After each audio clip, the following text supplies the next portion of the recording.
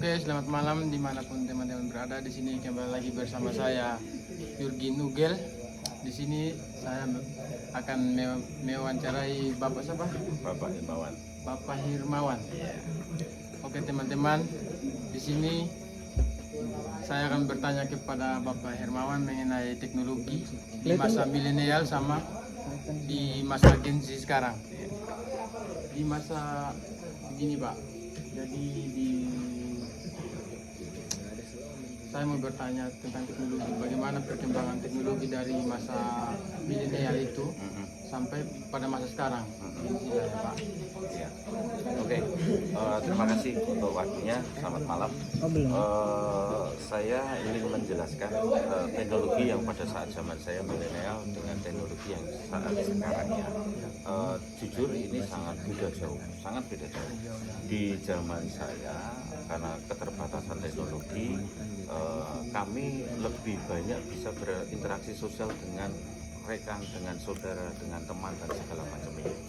Kalau untuk sekarang itu interaksi sosial seperti terbunuh karena boleh dilihat dimanapun kalian di kafe-kafe atau mungkin di tempat nongkrongan ya, kalian kelihatannya duduk jejer berempat, itu saya yakinkan mereka asik sendiri dengan HP.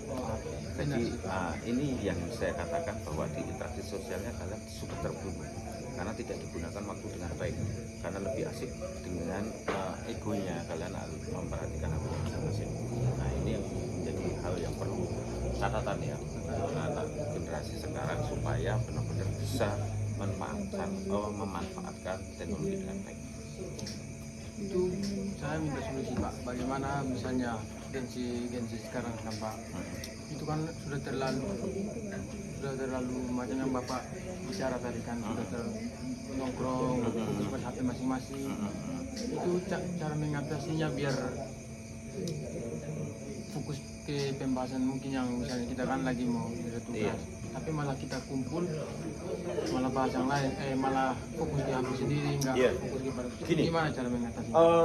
Mungkin yang pertama kita mencari permasalahannya dulu.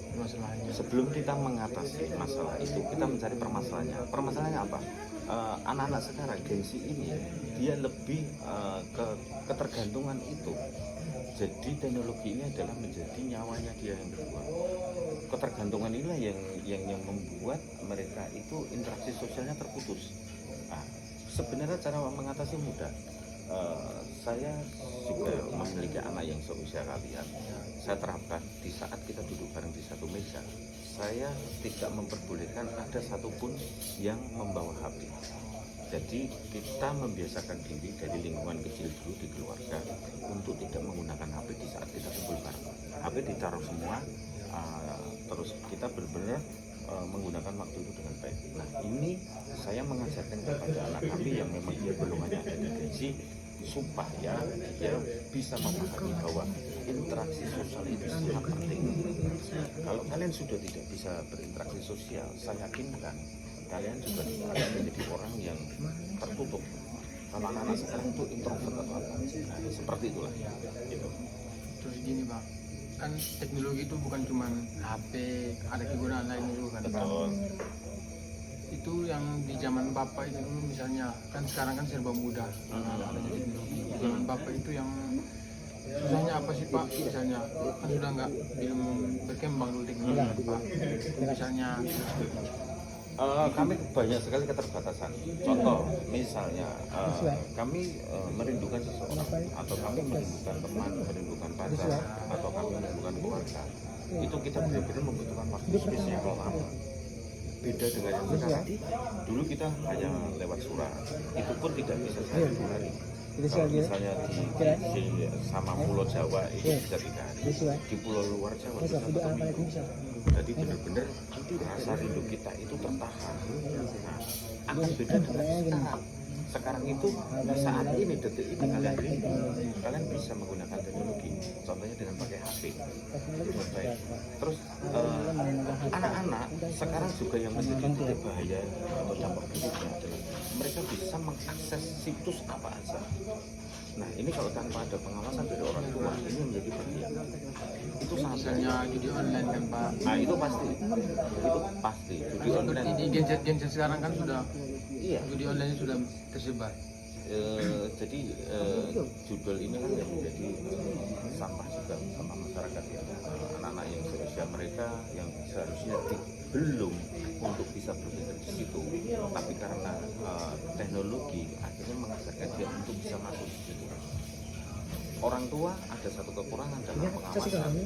Saya yakin anak tersebut akan menjadi generasi yang akan.